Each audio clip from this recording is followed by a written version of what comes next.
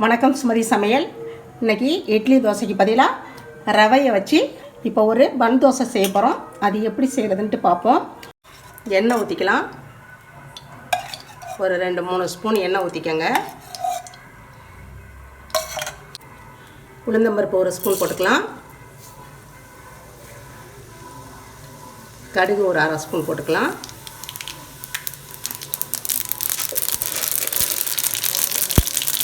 கடலைப்பருப்பு ஒரு 1.5 ஸ்பூன் போட்டுக்கலாம்.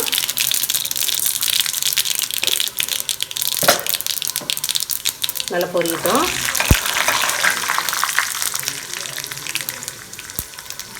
இஞ்சி துருவி வச்சுருக்கேன்ப்பா. பச்சை மிளகாய் ஒரு 2 பச்சை மிளகாய் சின்ன சின்னதாக பொடியாக கட் பண்ணி வச்சுருக்கேன். கருவேப்பிலை கொஞ்சம் பொடியாக கட் பண்ணி வச்சுருக்கேன். எல்லாம் ஒன்றா போட்டுக்கலாம்.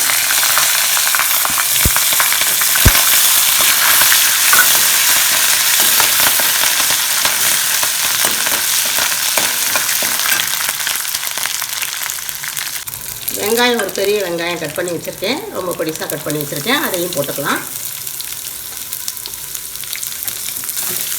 அதையும் போட்டு நல்லா வதக்கிக்கலாம். ரொம்ப நேரம்லாம் வணங்கணும்னு அவசியம் இல்லை. லைட்டாக வணங்கினா போதும். தோசையில் கடலைப்பருப்பு கலந்தால் நல்லா முத்து முத்தாக எடுத்து சாப்பிட்றதுக்கு நல்லாயிருக்கும் சாப்பிடும்போது.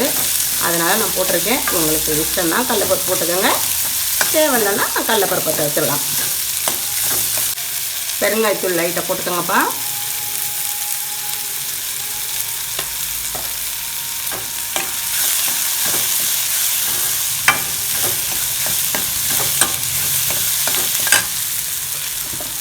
அவ்வளோதான், வணங்கினது போதும். ரொம்ப நேரம் வணக்க வேண்டாம். லாஸ்ட்டாக கொத்தமல்லி தழை கொஞ்சம் நிறைய போட்டுக்கலாம். கொஞ்சம் பொடியாக கட் பண்ணி வச்சுட்டு நிறைய போட்டு ஒரு வணக்கி ஸ்டவ் ஆஃப் பண்ணிக்கலாம். பொதுப்பாக ஆஃப் பண்ணிடுங்க. இது ஆறட்டும், அப்படியே ஆறட்டும். தோசை செய்கிறதுக்கு 1 கப் ரவை வச்சுருக்கேன். நம்ம உப்புமா செய்வோம்ல, அந்த ரவை தான். ஒரு 1/4 கப் அளவு தயிர் போட்டுக்கோங்கப்பா. நான் ஒரு 4 ஸ்பூன் போடுறேன்.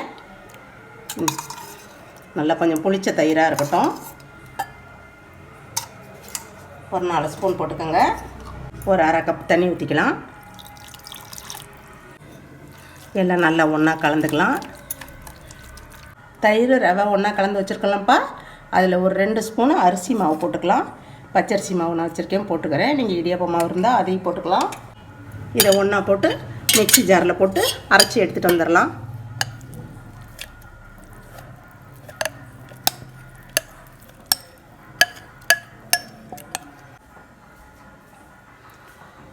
கொஞ்சமாக தண்ணி ஊற்றிக்கலாம்ப்பா.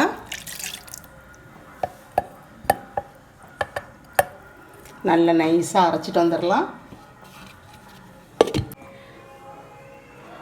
நல்லா இது மாதிரி நல்லா நைஸாக அரைச்சிட்டு வந்துடுங்க. நல்லா நைஸாக இருக்கட்டும். அரைச்சி வச்சுக்குவோம். ஒரு பவுலில் கொட்டி வச்சுக்கலாம். ரொம்ப தண்ணியெல்லாம் ஊற்றிடாதீங்க.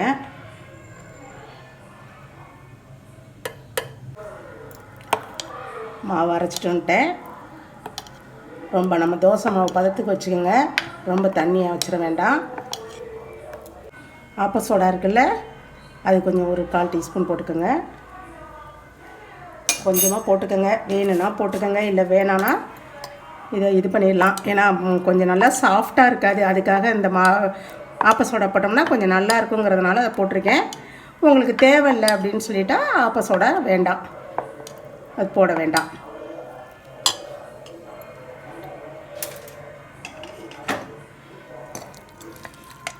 நம்ம வெங்காயம்லாம் வதக்கி வச்சுருக்கோம்ல, அதை போட்டுக்கலாம்.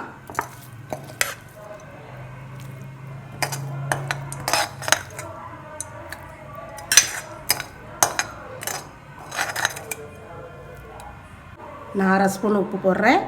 இந்த மாவுக்கு இந்த உப்பு போதும். நீங்கள் நிறைய மாவு வச்சுருந்தீங்கன்னா அதுக்கு தகுந்த மாதிரி உப்பு போட்டுக்கோங்க. அவங்களுக்கு எவ்வளவு டேஸ்ட்டுக்கு தகுந்த மாதிரி உப்பு போட்டுக்கோங்க. போட்டு எல்லாம் நல்லா ஒன்றா கலக்கிடலாம். எல்லா மாவும் ஒன்றா கலக்கி வச்சுட்டேன். கொஞ்சம் நேரம் ஒரு 5 நிமிஷம் ஊற விட்டுருந்தேன். இது நல்லா ஊறிடுச்சு. இங்கே பாருங்கள், இந்த பதத்துக்கு வச்சுக்கோங்க. இப்போ இதை தோசை ஊற்றிடலாம். பன் தோசை ஊற்றிடலாம். அதுக்கு தோசை கல் வேண்டாம். இது மாதிரி ஒரு கடாய் வச்சுக்கோங்க. நீங்கள் ஆப்ப கடாய் வச்சுருந்தீங்கன்னா ஆப்ப கடாய் வச்சுக்கோங்க. இல்லைனா குழம்பு தாளிக்குவோம்ல, அந்த தாளிப்பு கரண்டி இருந்ததுன்னா அதில் வச்சுக்கோங்க. அதில் வச்சுட்டு ஊற்றுங்க. கொஞ்சம் சிம்மில் வச்சுக்கிட்டிங்கன்னு வச்சுக்கோங்களேன், நல்லா வேகம் உள்ளே எல்லாம் நல்லா வெந்திருக்கும். இல்லை அப்படின்னா ஒரு மாதிரி மேலே பார்த்தா கருகிற மாதிரி இருக்கும், உள்ளே பார்த்தா வேகாமல் இருக்கும். அதனால் கொஞ்சம் சிம்மில் வச்சு கொஞ்சம் பொறுமையாக வேக விடுங்க. ஒரு 1.5 கரண்டி மாவு ஊற்றிக்கங்க. கொஞ்சம் சிம்மில் வச்சு மூடி வச்சுக்குவோம், பொறுமையாக வேகட்டும்.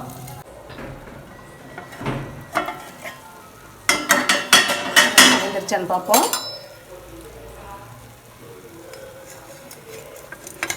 அவங்க கரண்டி எந்த கரண்டி எடுக்க தோதா இருக்கோ அது மாதிரி எடுத்துக்கோங்க. இதை அப்படியே திருப்பி போட்டுக்குவோம். அதே மாதிரியே சிம்மிலே வச்சு வேக விடுங்க, இல்லைன்னா கருகின மாதிரி போயிடும். இப்போ மூட வேண்டாம்ப்பா, இப்படியே இருக்கட்டும். இப்படியே வச்சு எடுத்துக்குவோம். இப்போ திருப்பி பார்ப்போம், வெந்துருச்சான்னு பார்ப்போம்.